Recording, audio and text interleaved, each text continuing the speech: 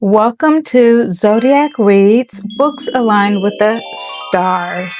It is me, Danyell Carmelita, your favorite tarot reader and astrologer. This is where books meets astrology. In this series, I am pairing zodiac signs with books that match their energy, vibe, and deepest craving. Whether you are a fiery Aries looking for action, or a dreamy Pisces craving for romance, or a grounded Taurus who wants comfort and luxury, there is a story here that feels written just for you. Each episode dives into the themes, moods, and characters that are aligned with astrology of the sign that we are in. So you can read in sync with the stars. Now, you don't have to read or watch this video in the current sign that you're watching. You could just be a Taurus and you're into Taurus themes. However, this episode is on Taurus. Let's get started. 3, 2, 1. I love you. Taurus rules beauty, wealth, luxury, and pleasure. Now, I've already done 2 videos on Taurus already. I did slow burn because Taurus likes to take it slow. And I also did cozy reads because it's all about the vibe, the energy, the feeling, the pleasure of Taurus. Well, this video, we're going to explore billionaire characters, lavish lifestyles, and stories dripping in money, even indulgence and pleasure. That could be added on to this because that is perfect for Taurus. Venusian love of comfort and possessions. And let's be real, Taurus isn't just about a nap or nature, which we haven't done nature, and I feel like that is perfect for Taurus. I think when we do the wrap up, I'll throw in some nature books. But Taurus is really about the luxury and the comfort and having the finer things in life. It's not just you Leos. This is the zodiac sign that really knows how to treat themselves and expects you to treat them just as well.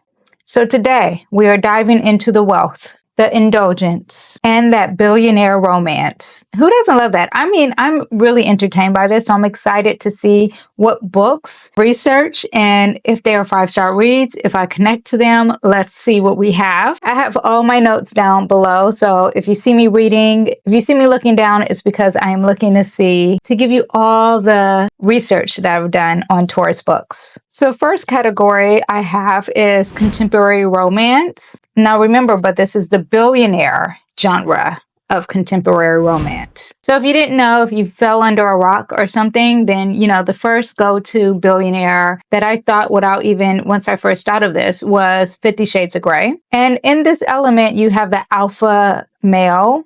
You can have a strong female as well, but they're billionaires. There's a glamorous lifestyle. You're talking about penthouses, private islands, yachts. Also, too, this could be a rag to riches kind of story. And there's usually like this opposite attract kind of storyline. Intense emotional connections. And, you could have some steamy encounters because, I did mention 50 Shades of Grey. Now, one thing I don't like, the cliche of a character the man is a filthy rich billionaire and the girl he's pursuing, she has no desire to shop or to spend any money. I mean, I feel like we've been there, done that, and I'm not into reading that. But we'll see what these suggestions have to offer. So I already said 50 Shades of Grey. Another one is King of Wrath by Anna Hong. This is a billionaire arranged marriage trope with steam and status. She's the wife he's never wanted and the weakness he's never saw. It has 4 stars on Goodreads. And it's an enemies to lovers kind of book. And this is a series. It's a 7 books series. That's a lot of books. I'm personally not into series, but if you're into that. So this is the first book, King of Wrath. The next book we have is The Crossfire. This is also a series, and this is by Sylvia Day. It's called that's the name of the series. And the first book is called Bare to You. It has 5 books total. It has a 4-star rating on Goodreads. It's erotica and romance. I'm not into erotica, but it is about a main character is a wealthy businessman. The series focuses on his complicated romantic relationship with Eva and explores the themes of love, trauma, and overcoming personal demons. I'm going to pass on this. This is not my thing. So But if it's your thing, here you go. Another one we have is Big Little Lies. Now, this book I read and I actually enjoyed it. And it's so funny because I didn't really associate it with wealth. But now that I'm thinking back about the book, you were talking about wealthy moms. They had dark secrets and it was like a luxurious setting. I read the book so long ago and now I associate the series with it. And I felt like the scenery wasn't as luxurious as the book may have put it, but Big Little Lies is considered this luxury kind of read. This one is a perfect title for the theme of this video, and it is The Billionaire's Obsession. This is a series, is by J.S. Scott, classic rag to riches, and it's a romance, and you're dealing with some smut in this book if you're into the spiciness. I don't know the rating, so we're moving on. Another one is Dreamland Billionaire series. There's 3 books in this series. It's an enemies to lovers book and workplace romance. Again, I don't want to read a series, so unless I really know the series is good, that's the only way I really want to commit to a series, because then I feel guilty if I don't finish the series. The next one we have is the High Mouse Club. Now, this one I've seen and it's very popular. The Stopover is book 1. There's 4 stars on Goodreads with this. It has smut. I'm not into that. I always just fast forward those scenes. And it's a workplace romance, a memorable night of passion refuses to stay just a memory in this sizzling and scandalous romance. It's so crazy that all these books that are very popular on TikTok and YouTube and on Goodreads have a lot of smut in them. What does that say about our society? The next one is The Devil Wears Prada, fake fiance to a moody billionaire. 4 stars. This is a second chance kind of book. This is enemies to lovers, and this is involving some fake dating. Okay, so none of those really tickled my fancy, so we are moving on. Next, we have general fiction and sagas. Many novels explore the lives of wealthy families, their secrets, and the dynamics of inheriting and maintaining vast fortunes. These books often delve into social commentary and the impact of wealth on individuals and relationships. Ooh, this makes me think of the books that I have here. Now, I've already read the Magnolia first book, and this is a series. I forgot the name of the series. Maybe it's called Magnolia Parks. I read the first one. It's about toxic relationships. It really annoyed me. So many people love this book. However, I'm nosy, and I told you I feel guilty whenever I don't finish a series. And they're very rich. I mean, they have a lot of money in this book. So it's giving billionaire energy. And the next book that I have that I think I'm going to finish reading during Taurus season is Daisy. I don't know how to say the next name, but this is the next book. I really love the covers of these books. I think they're so cool. These are not the American covers. These are like the UK version covers, but you're dealing with money, money, money. Okay. They are traveling. They are young and they just have a lot of money. They're going to multiple houses. They're talking about clothes, talking about shopping on the daily. Another one we have, Crazy Rich Asians. I read this book. It's a hugely popular series known for its detailed humorous portrayal of the ultra rich in Singapore and beyond. It has a 3.9 star rating. It's romance, it's contemporary, it's fiction. This is a series. Because I've already read book 1, I'm down to read book 2 and then maybe sometime later read book 3. I got book 3 from the library and I thought this was book 2. So book 2 is China Rich Girlfriend. That's book 2, but book 3 is Rich People Problems. I actually like the Crazy Rich Asians, so I think I'm going to commit to reading the second book in that series. Another book we have is Malibu Rising by Taylor. Oh, I have this book. I bought this book not knowing anything about it. I think the cover was just familiar and I kept seeing it. And Taylor Jenkins Reid wrote this book. And in 1983 in Malibu, and the famous Riva siblings are hosting their annual end of the party, a legendary affair. By morning, the house is in flames, ablaze, fueled by smoldering secrets and long simmering drama.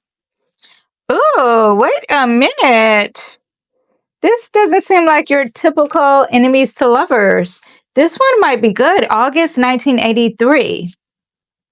You guys, this might be the first thing I read within the books that I've mentioned so far. So two of them I am really into wanting to read, and that is Malibu Rising and China Rich Girlfriend. So we got two that I'm interested in. Next one we have is The Bonfire of the Vanities by Tom Worth, a classic that captures the excess and social climbing of New York in 1980s. Oh yeah, I remember looking this up and I was like, oh my gosh, this sounds interesting. The story is a drama and about ambition, racism, social class, politics, and greed. And this is in the 80s. And I haven't really read books that were in the 80s. So I'm really into this. And this is in New York and centers on three main characters. It's about bond trader, a Jewish assistant, and a British journalist. This one piqued my interest. So, and it's a classic and it's literary fiction.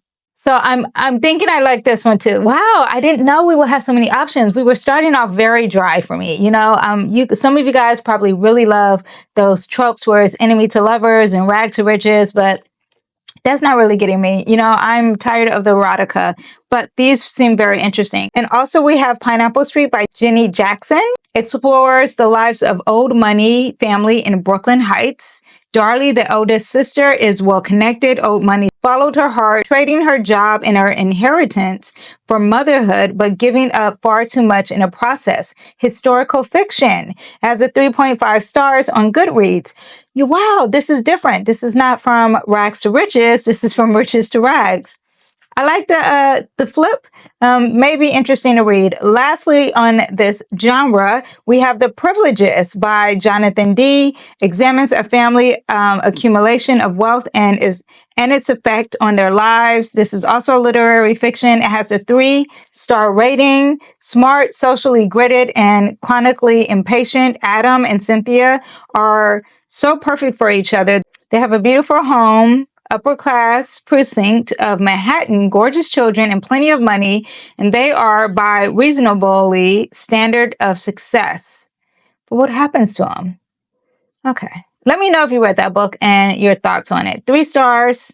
A lot of people didn't like it as much as a 4-star or 5. I mean, 4 stars is like you have to have smut to have 4 stars on Goodreads. So I don't know. Maybe I like the 3 stars on Goodreads. Now let's talk about thrillers and mysteries, you know, but we still have that wealthy setting and the world. The key elements here are high stake plots, hidden motives, glamorous, isolated settings, luxury resorts, private estates, dark secrets within wealthy families, and psychological suspense. Okay. We have A Certain Hunger by Chelsea G. Summers.